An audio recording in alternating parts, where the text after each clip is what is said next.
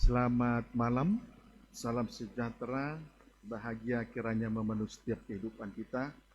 Oleh karena perkenanan Tuhan, kita dimungkinkan untuk mengadakan ibadah pembentukan panitia Natal PPT Puji Tuhan 2020. Puji Tuhan, biarlah kiranya lewat berkat firman Allah, kita diberi kemampuan untuk mengerjakan pekerjaan yang baik, yang suci, yang mulia ini di hadapan Tuhan. Kita bekerja sesuai dengan ukuran daripada firman Tuhan. Haleluya. Baik, kita akan kembali memperhatikan Injil Yohanes 12, Injil Yohanes 12, Injil Yohanes 12 ayat 1 sampai dengan ayat yang ke-11. Puji Tuhan. Injil Yohanes 12 ayat 1 sampai dengan ayat 11. Puji Tuhan. Namun kita awali terlebih dahulu pada ayat 1. Silakan. Demikian firman Tuhan. Yesus diurapi di Betania. 6 hari sebelum Paskah, Yesus datang ke Betania, tempat tinggal Lazarus yang dibangkitkan Yesus dari antara orang mati. Puji Tuhan. Ya, saya sebelum menyampaikan firman ini, walaupun singkat, tidak lupa menyapa anak-anak Tuhan, umat Tuhan yang sedang mengikuti pemberitaan firman Tuhan lewat live streaming, video internet, YouTube, Facebook, dimanapun Anda berada.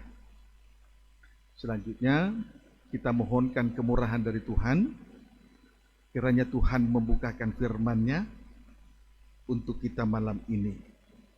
Puji Tuhan. Ayat 1 sudah dibaca, di mana Yesus datang ke Betania 6 hari sebelum Paskah.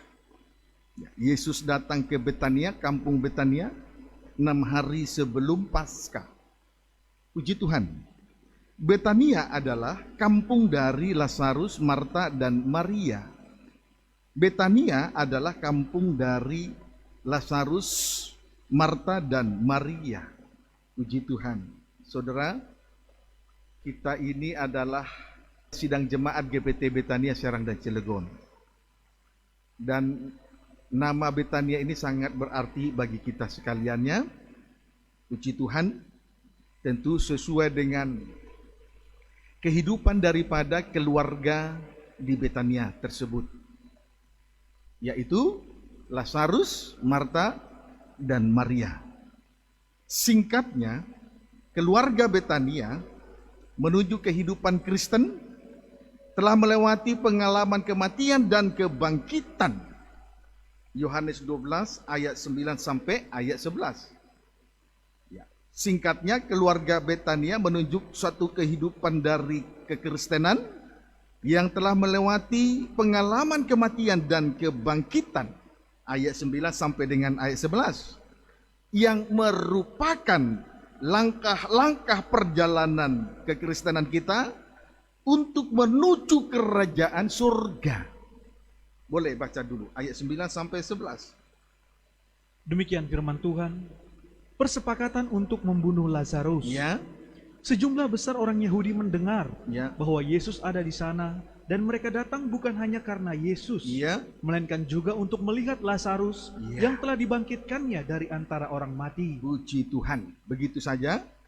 Jadi saya ulangi, keluarga Betania menuju suatu kehidupan kekristenan yang telah melewati suatu pengalaman kematian dan pengalaman kebangkitan. Ayat 9, suatu pengalaman yang sangat berharga, karena itu merupakan langkah-langkah perjalanan kita untuk menuju kerajaan surga. Puji Tuhan. Ini langkah yang harus kita lewati di atas muka bumi ini sebagai perjalanan kita untuk menuju kerajaan surga. Puji Tuhan. Ayat 2. Di situ diadakan perjamuan untuk dia dan Marta melayani. Ya. Sedang salah seorang yang turut makan dengan Yesus adalah Lazarus. Puji Tuhan. Kemudian di sini kita melihat yang disinggung pertama-tama adalah Marta. Ia melayani. Puji Tuhan, ia melayani dalam suasana kondisi itu. Ia melayani, tetapi pelayanannya sudah berbeda dengan pelayanan sebelum Lazarus dibangkitkan. Puji Tuhan. Haleluya. Di sini yang pertama kali disinggung adalah pribadi Marta. Puji Tuhan. Marta melayani dan pelayanannya sudah berbeda dengan pelayanannya sebelum Lazarus dibangkitkan. Puji Tuhan. Mari kita melihat perbedaannya dalam Injil Lukas. Tentu saya punya alasan di situ. Sebab itu mari kita selidiki Injil Lukas pasal yang ke-10 ayat 38 sampai dengan ayat 42. Silakan. Demikian firman Tuhan. Ya. Maria dan Marta. Ya. Ketika Yesus dan murid-muridnya dalam perjalanan, tibalah ia di sebuah kampung. Kampung Betania. Terus? Seorang perempuan yang bernama Marta menerima dia di rumahnya. Terus? Perempuan itu mempunyai seorang saudara yang bernama Maria. Terus? Maria ini duduk dekat kaki Tuhan. Duduk dekat kaki Tuhan. Terus? Dan terus mendengarkan perkataannya. Terus mendengarkan perkataan Tuhan. Jadi untuk mendengar firman Tuhan, terlebih dahulu berada di ujung kaki salib Tuhan.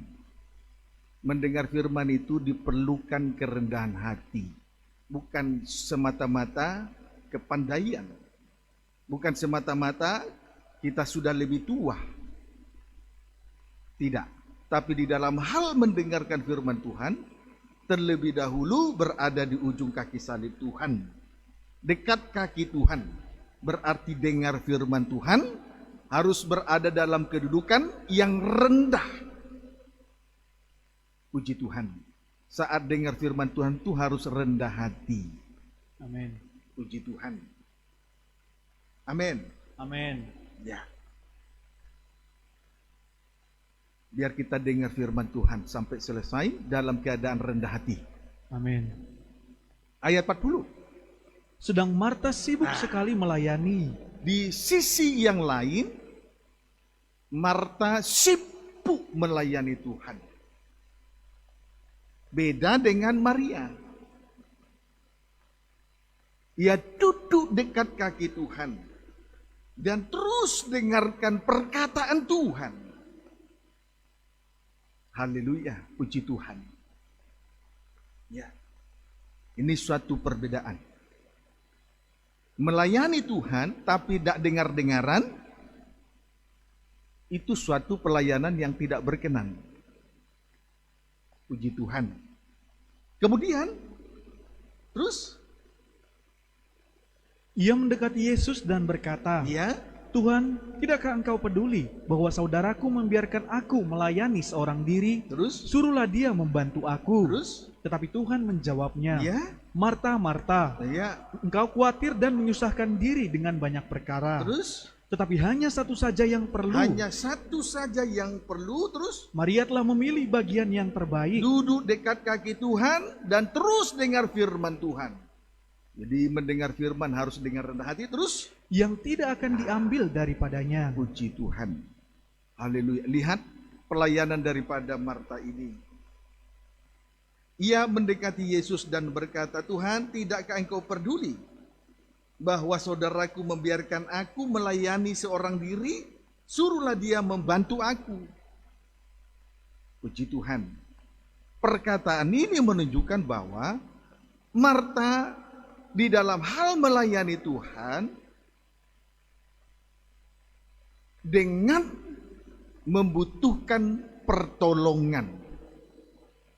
Masih membutuhkan pertolongan. Melayani, di dalam hal melayani tetapi masih membutuhkan pertolongan. Puji Tuhan. Haleluya. Saudaraku, membutuhkan pertolongan atau penolong berarti dia mengambil suatu tempat di mana tempat itu bukanlah tempatnya seorang perempuan. Karena kedudukan dari seorang perempuan adalah sebagai seorang penolong. Amin, saudaraku. Puji Tuhan. Haleluya. Dia mengambil suatu tempat yang bukan tempatnya. Dia membutuhkan bantuan, dia membutuhkan pertolongan, dia membutuhkan penolong. Puji Tuhan. Haleluya. Kiranya dapat dipahami dengan baik ya. Nah, ya. Jadi saudara, sebelum Lazarus dibangkitkan, di dalam hal melayani Tuhan, Marta membutuhkan penolong. Dalam hal ini Marta berada pada kedudukan seorang laki-laki. Dapat dipahami? Ya. Sekarang kita kembali untuk melihat Yohanes pasal yang kedua. Injil Yohanes pasal 12 ayat 2. Baca. Demikian firman Tuhan. Ya. Di situ diadakan perjamuan untuk dia dan Marta melayani. Ya. Sedang salah seorang yang turut makan dengan Yesus adalah Lazarus. Namun setelah Lazarus dibangkitkan, di dalam hal melayani Tuhan, Marta tidak lagi membutuhkan pertolongan. Itu sebabnya dia tidak mendekati Yesus. Itu sebabnya dia tidak memerintahkan Yesus supaya Yesus segera menyuruh Maria untuk segera menolong dia. Amin. Jadi setelah Lazarus dibangkitkan, di dalam hal melayani Tuhan, Marta tidak lagi membutuhkan penolong. Dengan demikian Marta berada pada kedudukan yang tepat, berada pada tempatnya sebagai penolong bagi laki-laki, yang merupakan sebagai ketetapan dari Tuhan. Kalau kita perhatikan Kejadian pasal yang kedua. Coba saja kita baca dulu Kejadian pasal yang kedua. Jadi dengan meminta Yesus untuk menyuruh Maria supaya segera membantu dia, itu menunjukkan bahwa dia mengambil tempat dari laki-laki, kedudukan dari laki-laki. Amin, saudaraku. Bukan kedudukan dari seorang perempuan. Jadi kita pun di dalam hal melayani pekerjaan Tuhan harus tahu tempat kita di mana. Puji Tuhan. Haleluya. Kejadian 2. Tapi lihat, setelah Lazarus dibangkitkan, di dalam hal melayani, Marta tidak lagi membutuhkan pertolongan. Dengan demikian Marta berada pada kedudukan yang tepat, berada pada tempatnya sebagai penolong bagi laki-laki, yang merupakan sebagai ketetapan Tuhan, sesuai Kejadian pasal yang kedua, ayat 18 baca. Demikian firman Tuhan. Ya. Manusia dan Taman Eden. Ya.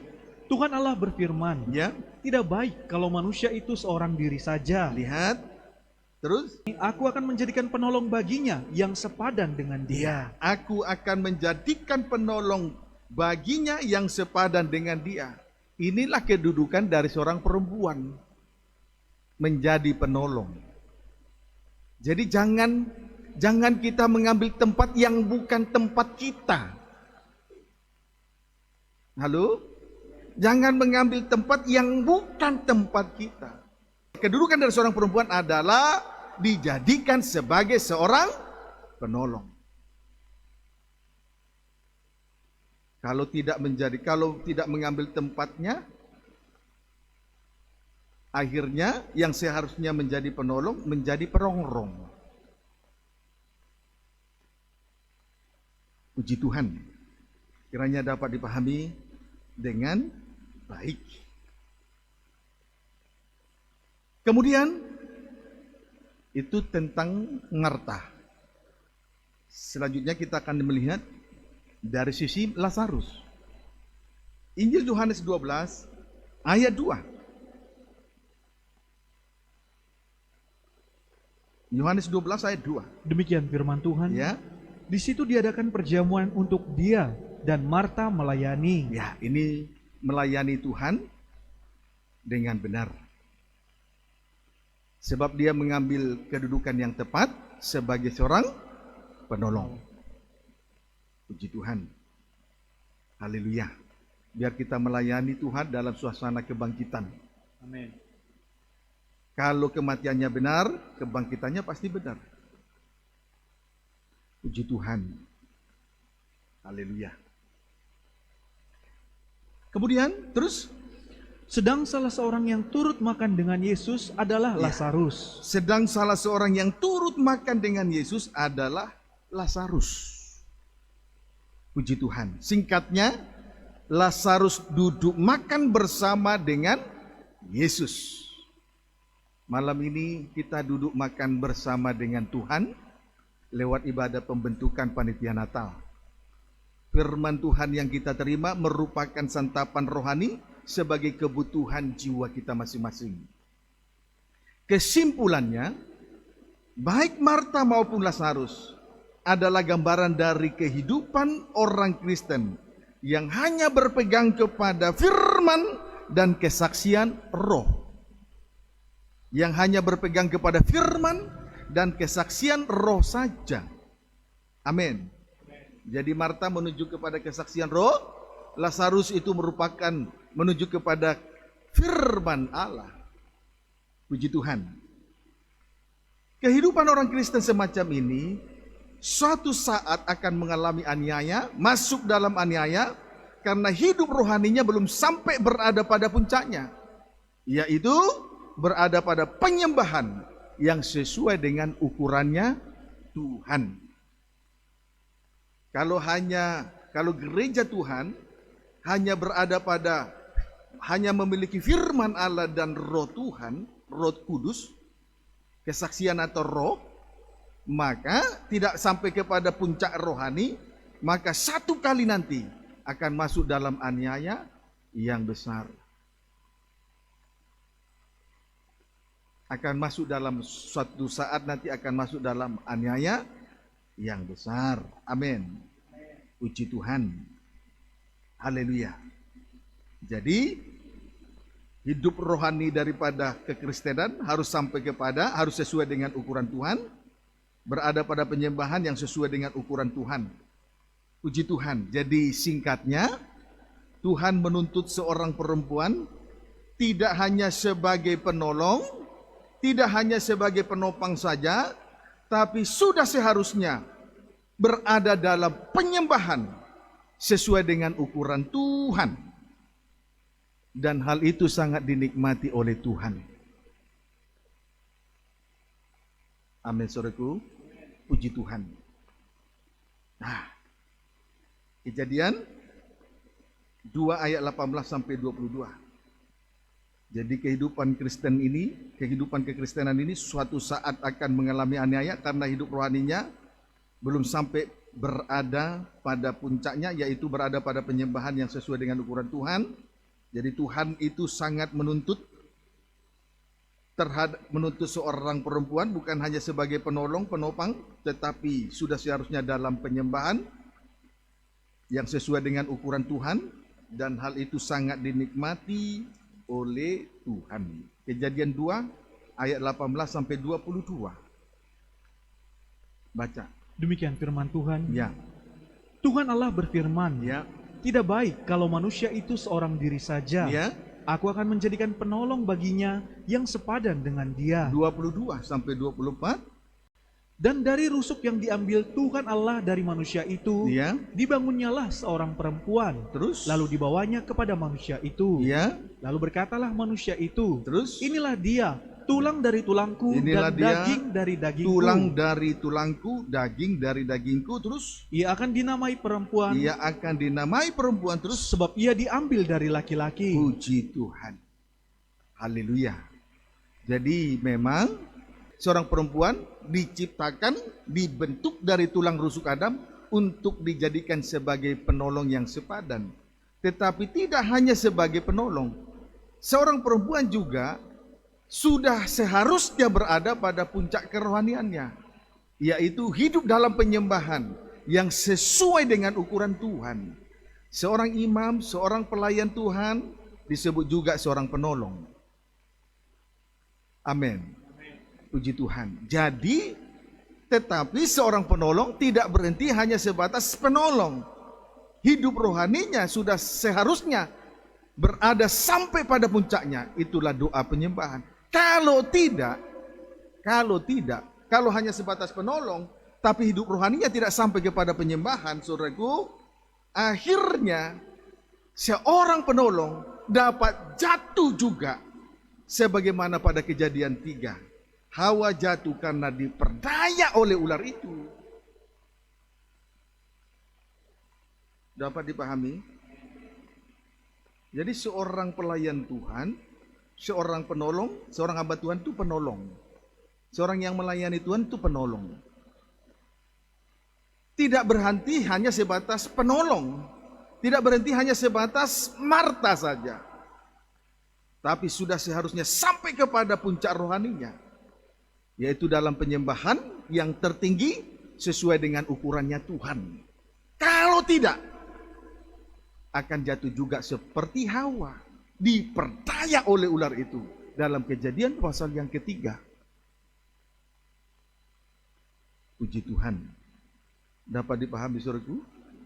Lihat saja mengapa banyak pelayan-pelayan Tuhan jatuh dan diperdaya oleh dosa, diperdaya oleh seteru yang menimbulkan dosa. Karena kerohaniannya belum sampai kepada penyembahan dalam ukuran Tuhan yang benar. Puji Tuhan. Dapat dipahami? Haleluya. Saya berharap imam-imam jadilah penolong, tetapi kerohaniannya sudah seharusnya sampai kepada penyembahan. Kerohaniannya sudah seharusnya sampai kepada penyembahan. Puji Tuhan. Kalau tidak, jatuh juga nanti. Puji Tuhan. Kiranya dapat dipahami dengan baik. Injil Lukas pasal 13.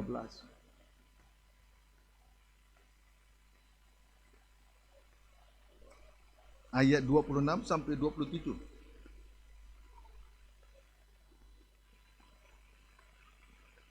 Lihat ya, ini suatu pelajaran yang sangat baik sekali. Boleh baca ayat 22, mulai tidak apa-apa. Sebetulnya kita fokus pada ayat 26 sampai 27 saja. Kita baca ayat 22 sampai dengan ayat 25. Demikian firman Tuhan, hal kekhawatiran. Injil Lukas 13, ayat 26 sampai 27. Demikian firman Tuhan. Pembacaan ayat 22. Siapa yang diselamatkan? Baca. Kemudian Yesus berjalan keliling dari kota ke kota dan dari desa ke desa sambil mengajar dan meneruskan perjalanannya ke Yerusalem. Ya, terus? Dan ada seorang yang berkata kepadanya, ya, Tuhan, sedikit sajakah orang yang diselamatkan? Ya. Jawab Yesus kepada orang-orang di situ, berjuanglah untuk masuk melalui pintu yang sesak itu. Ya. Sebab aku berkata kepadamu, banyak orang akan berusaha untuk masuk, tetapi tidak akan dapat. Puji Tuhan. Ini suatu pengajaran yang baik. Berjuanglah untuk masuk melalui pintu yang sesak itu. Puji Tuhan. Supaya kita beroleh selamat. Ini suatu pengajaran yang sangat baik untuk diterima. Puji Tuhan. Sehingga kita tidak perlu untuk bertanya kepada si A, si B, si C soal keselamatan. Berjuanglah untuk masuk melalui pintu yang sesak itu. Puji Tuhan. Sesak berarti tidak ada kesempatan untuk daging bersuara. Dengan lain kata, atau persamaannya, tidak ada kesempatan untuk menuruti hawa nafsu dan keinginan daging. Puji Tuhan. Ayat 25. Jika tuan rumah telah bangkit dan telah menutup pintu, ya, kamu akan berdiri di luar dan mengetok-ngetok pintu sambil berkata, ya, Tuan, bukakanlah kami pintu. Dan ia akan menjawab dan berkata kepadamu, aku tidak tahu dari mana kamu datang. Puji Tuhan. Kalau kita tidak berjuang melalui pintu yang sesak, maka satu kali nanti apabila pintu surga tertutup, kita tidak akan bisa masuk ke dalamnya. Amin. Puji Tuhan. Haleluya. Berarti tetap tinggal di luar, tidak masuk dalam kerajaan surga. Tujuan kita beribadah dan melayani Tuhan dan melayani pekerjaan Tuhan adalah supaya kita masuk dalam kerajaan surga. Puji Tuhan. Supaya kita masuk dalam kerajaan surga. Amin. Puji Tuhan. Jadi tidak hanya sebatas untuk mempunyai harta, kekayaan dan lain sebagainya. Puji Tuhan. Berjuanglah untuk masuk melalui pintu yang sesak. Tujuan kita beribadah dan melayani apa? Masuk surga? Selamat. Ayat 26 sampai 27. Demikian firman Tuhan. Ya. Maka kamu akan berkata, ya, kami telah makan dan minum di hadapanmu. Ya. Kemudian mereka yang tinggal di luar itu, mereka yang ditolak itu memberi suatu alasan, yaitu kami telah makan dan minum, terus dan engkau telah mengajar di jalan-jalan kota kami. Terus tetapi ia akan berkata kepadamu, terus aku tidak tahu dari mana kamu datang. Ya. Enyahlah dari hadapanku, Ya. hai kamu sekalian yang melakukan kejahatan. Ya. Lihat kehidupan rohani dari orang-orang Kristen yang hanya berpegang kepada firman Tuhan dan kesaksian roh, tidak dikenal oleh Tuhan. Tidak dikenal oleh Tuhan.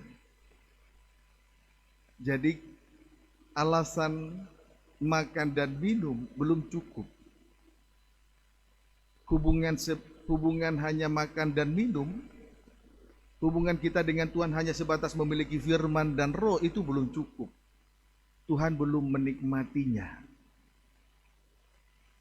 Tuhan akan menikmati hubungan itu manakala kehidupan rohani kita sudah sampai kepada puncaknya. Doa, penyembahan.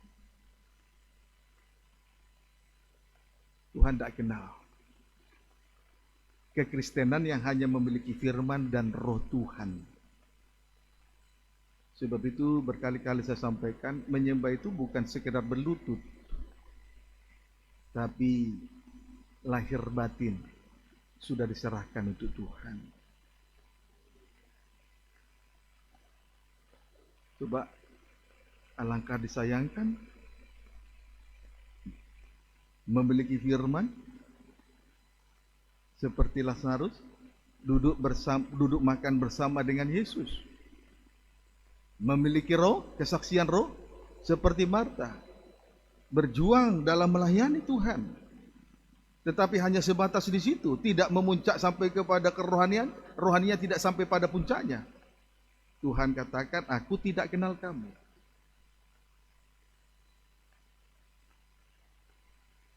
Akhirnya sia-sia semua.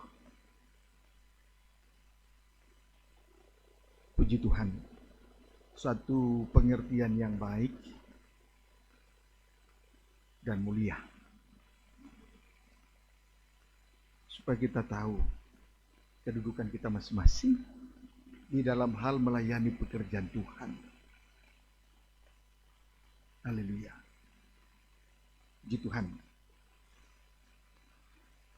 Sebenarnya Tuhan menghendaki 3 perkara pada kehidupan orang Kristen. 1, kesaksian atau roh menunjuk kegiatan Marta. 2, firman Tuhan itu menunjuk kepada kegiatan Lazarus. 3, kasih menunjuk kepada persembahan dari Maria. Kasih, persembahan dari Maria. Puji Tuhan. Sebab dalam Injil Yohanes pasal 12 ayat 1 sampai dengan ayat 11, saudaraku, ayat 1 sampai dengan ayat 8 itu merupakan kisah tentang Maria. Yesus diurapi di Betania, di mana Maria telah mempersembahkan minyak narwastu ke tubuh Yesus. Puji Tuhan. Amin, saudaraku. Coba saja dulu baca Yohanes 12 ayat yang ke-3.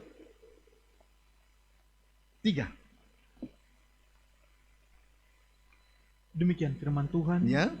Maka Maria mengambil setengah kati minyak narwastu murni yang mahal harganya. Terus lalu meminyaki kaki Yesus dan menyekanya dengan rambutnya. Ya, puji Tuhan. Jadi singkatnya, Yesus mempersembahkan minyak narwastu yang mahal ke tubuh Yesus. Puji Tuhan. Inilah penyembahan Maria sebagai penyembahan yang tertinggi. Sebagai penyembahan yang tertinggi. Puji Tuhan. Haleluya. Boleh kita baca dulu dalam Kidung Agung pasal 7 ayat 10. Kidung Agung pasal yang ke-7 ayat 10. Silakan. Demikian firman Tuhan. Ya. Kenikmatan cinta. Ya. Kepunyaan kekasihku aku. Ya. Kepadaku gairahnya tertuju. Puji Tuhan. Jadi penyembahan Maria adalah penyembahan tertinggi. Seperti penyembahan daripada mempelai perempuan Tuhan.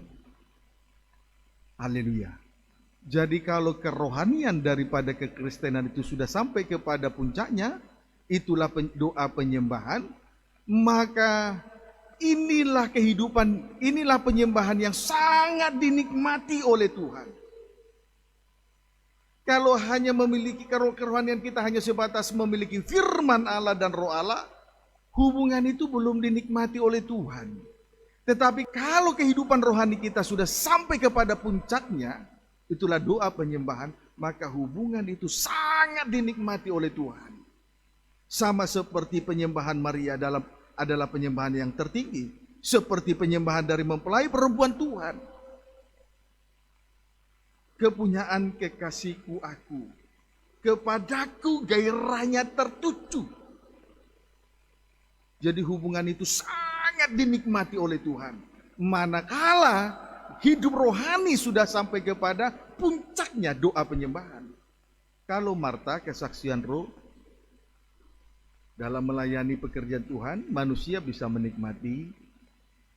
Kita memiliki firman Allah, sehingga kita memiliki sehingga kita memiliki suatu aturan sesuai dengan ketetapan firman. Menjadi kesaksian. Itu ukuran firman. Menyenangkan manusia. Tetapi penyembahan betul-betul suatu hubungan yang spesial. Hanya untuk Tuhan. Jadi hanya Tuhan yang menikmatinya. Tidak ada yang lain. Maka kalau kita berada pada penyembahan yang benar, pasti juga nikah kita juga suci.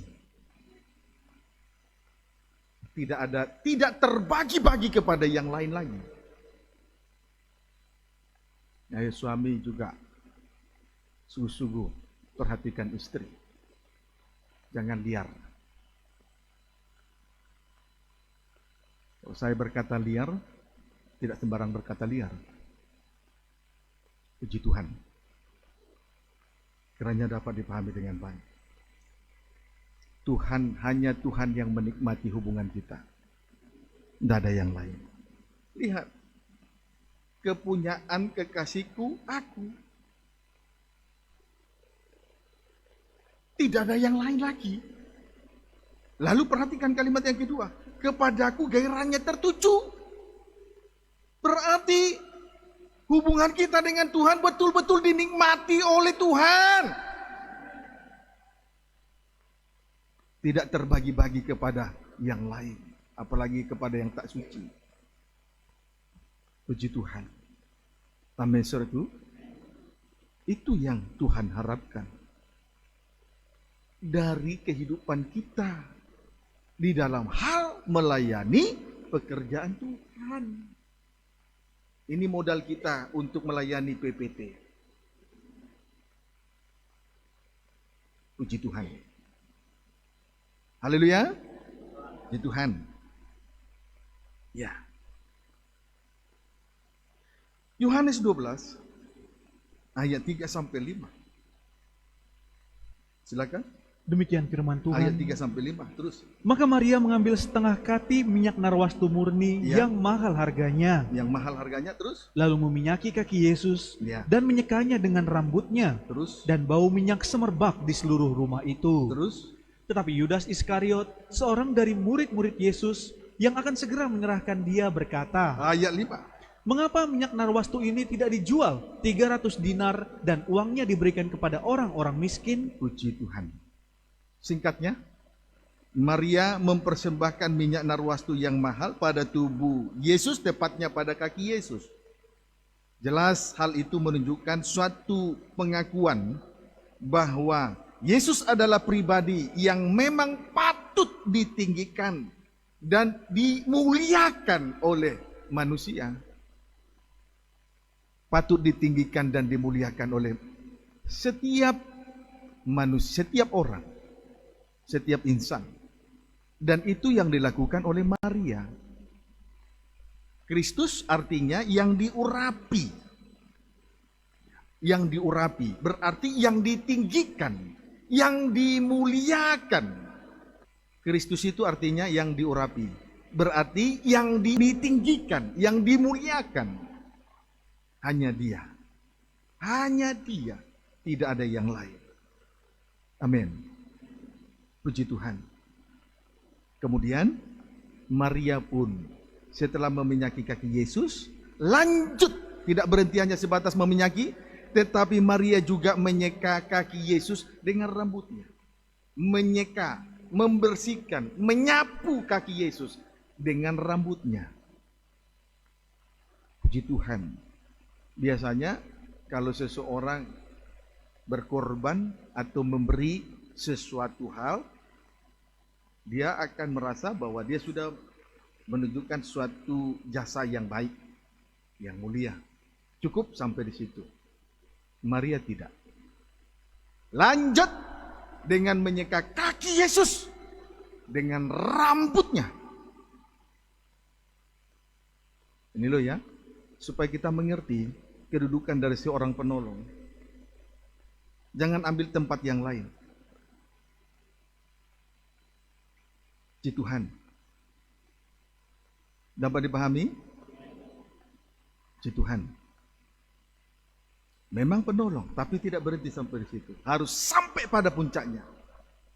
Penyembahan supaya segala sesuatu yang kita miliki betul-betul dinikmati oleh Tuhan lewat ibadah Natal, persekutuan, pengejaran, pembangunan tabernakel 2020. Puji Tuhan. Haleluya. 1 Korintus 11. Saudara, kita harus melihat tindakan daripada Maria ini lebih jauh. 1 Korintus 11 ayat 15. Demikian firman Tuhan. Ya. Hiasan kepala wanita. Ya, hiasan, perhiasan, mahkota dari seorang perempuan, kemuliaan dari seorang perempuan. Terus baca. Tetapi bahwa adalah kehormatan bagi perempuan. Kemuliaan dari seorang perempuan ialah jika ia berambut panjang. Jika ia berambut panjang. Terus. Sebab rambut diberikan kepada perempuan untuk menjadi penudung. Puji Tuhan. Jadi rambut adalah suatu kemuliaan dari wanita. Dan itu pun ia telah kerjakan untuk Tuhan. Itu pun ia telah berikan untuk Tuhan. Segala kemuliaan itu sudah diberikan kepada Tuhan. Hanya untuk Tuhan saja, tidak untuk yang lain. Itu sebabnya tadi saya katakan, Maria itu tidak hanya sebatas memberi, tidak hanya sebatas mempersembahkan minyak narwastu yang mahal, tapi lanjut dengan menyeka dengan rambutnya.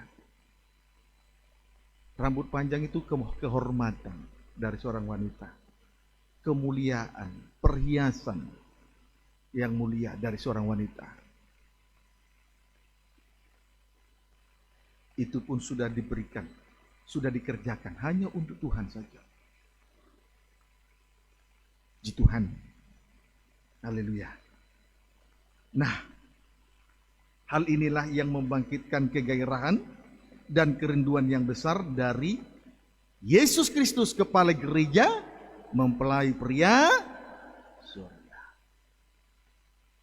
Inilah kerinduan dan kegairahan dari mempelai pria surga. Puji Tuhan.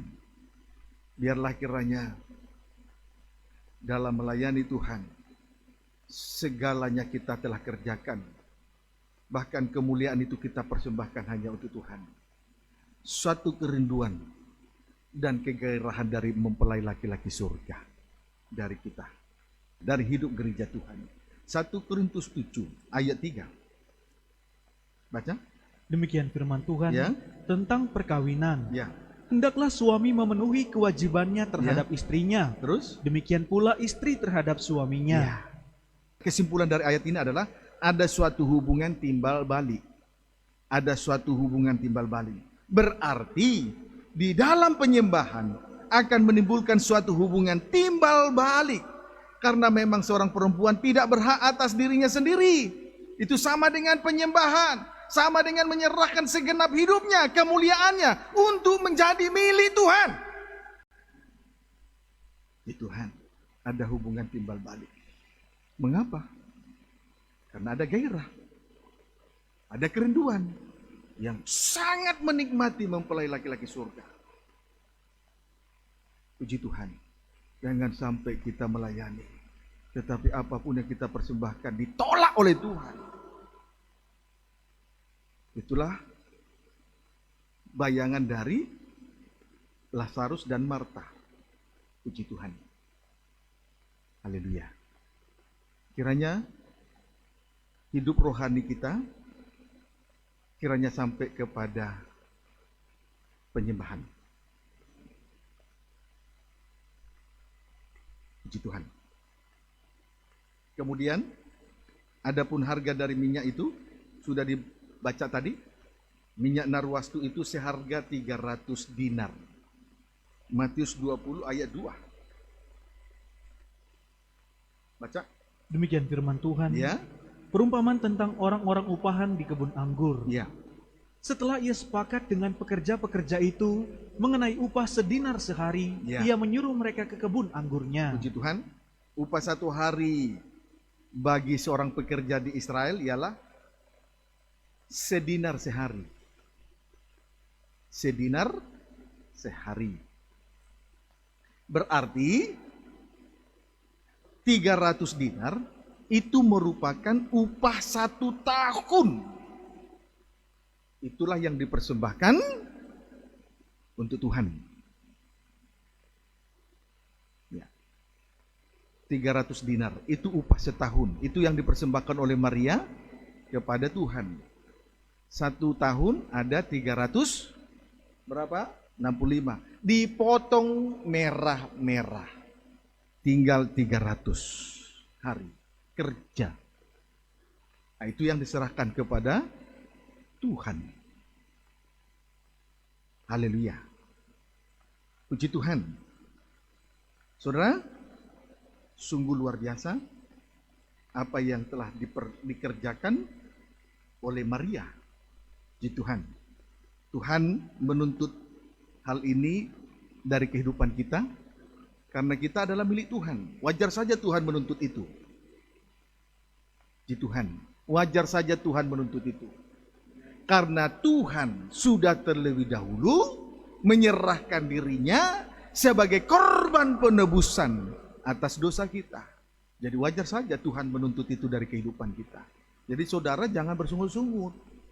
Kalau Tuhan menuntut kita lebih lagi dari waktu-waktu yang lain di dalam hal melayani pekerjaan Tuhan.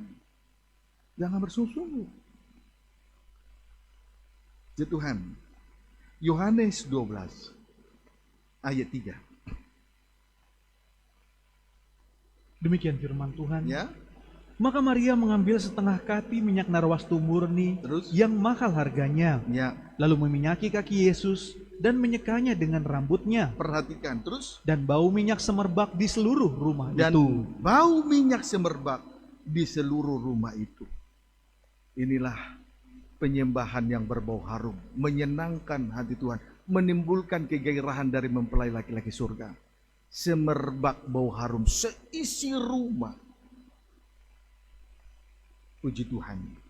Biarlah nanti yang kita kerjakan nanti, Natal PPT yang akan kita kerjakan itu bagaikan minyak narwastu seharga 300 dinar, seperti bau minyak semerbak di seluruh rumah itu. Puji Tuhan.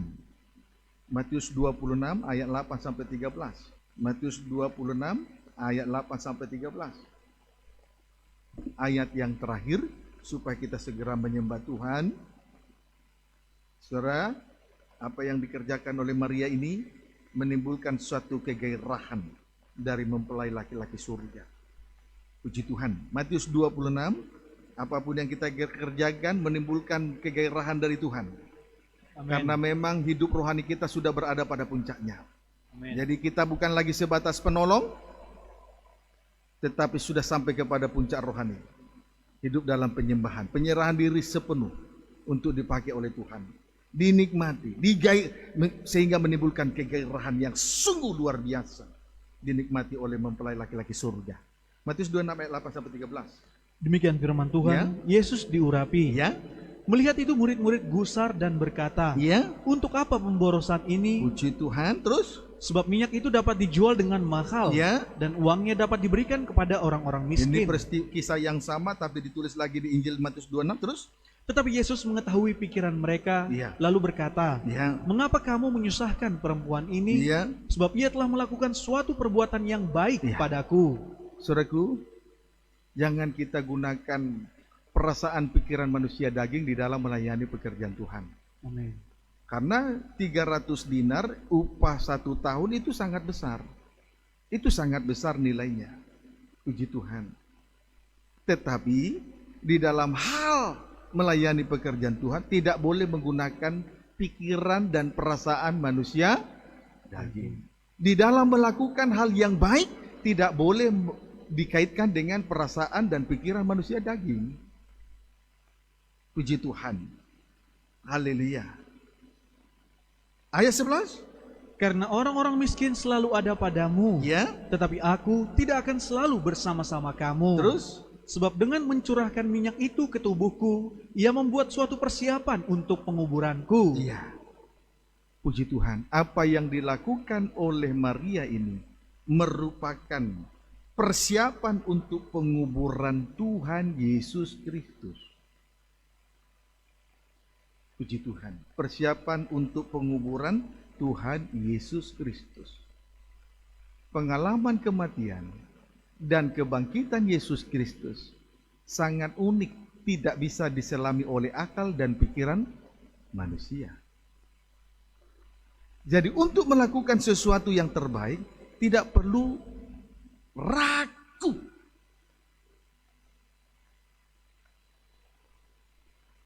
Lihat, oleh karena pengalaman Yesus dalam tanda kematian dan kebangkitannya, kita dipelihara sampai hari ini. Puji Tuhan. Haleluya. Ayat 13. Aku berkata kepadamu, ya, sesungguhnya di mana saja Injil ini diberitakan di seluruh dunia, apa yang dilakukannya ini akan disebut juga untuk mengingat dia. Semerbak seisi rumah. Semerbak bau harum seisi rumah. Bahkan seantero dunia ini. Apa yang dikerjakan oleh Maria sungguh berbau harum. Puji Tuhan. Saya kira kita tidak perlu berhitung-hitung di dalam hal melayani pekerjaan Tuhan. Apa yang baik untuk Tuhan. Jangan pakai perasaan dan pikiran manusia daging. Memang besar nilainya. Tapi untuk sesuatu yang baik, tidak usah pakai pikiran dan perasaan manusia daging. Singkirkan itu. Lepaskan diri dari hawa nafsu daging. Supaya Tuhan betul-betul nyata ditinggikan dan dimuliakan. Hanya Dia saja yang ditinggikan dan dimuliakan. Tidak ada yang lain. Dengan demikian, kita sudah menerima suatu kekuatan baru karena Tuhan sudah memberi suatu ukuran yang sangat menimbulkan kegairahan dari mempelai laki-laki surga. di dalam hal melayani pekerjaan Tuhan. Tuhan Yesus memberkati kita semua.